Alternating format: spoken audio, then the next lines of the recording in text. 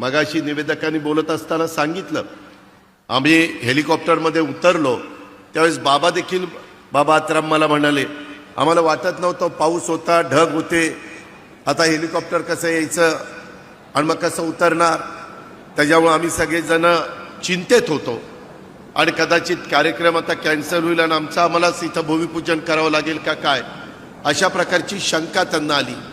येताना हेलिकॉप्टरमधनं सुरुवातीला नागपूरला बरं वाटलं, परंतु नंतर जे ढगात हेलिकॉप्टर शिरलं, इकडं बघतोय ढग, तिकडं बघतोय ढग, आणि आमचे देवेंद्र फडणवीस निवांत गप्पा मारत बसले.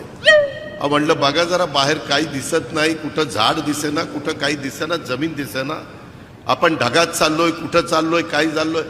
म्हणले काही काळजी करू नका, माझे आत्तापर्यंत 6 ॲक्सिडेंट झालेले आहेत आणि मी ज्यावेळेस हेलिकॉप्टरमध्ये विमानात असतो त्यावेळेस ॲक्सिडेंट झाला तरी मला काही होत नाही, त्याच्यावर तुम्हालाही काही होणार नाही.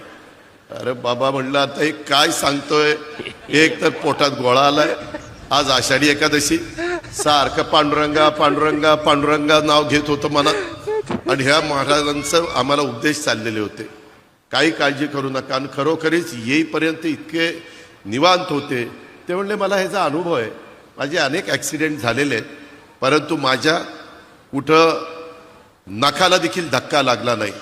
अशा पद्धतीनं बापदादाच्या पुण्याईमुळं इथपर्यंत महाराज पोचलेले आहेत, त्यांची पुण्याई निश्चितपणे उपयोगी पडलेली आहे.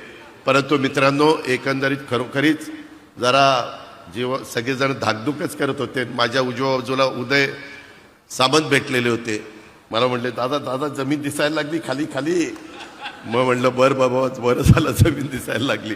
मित्रांनो, गमतीचा भाग जाऊ द्या, परंतु एकंदरीतच सगळ्यांनीच काळजी घ्यायची असते.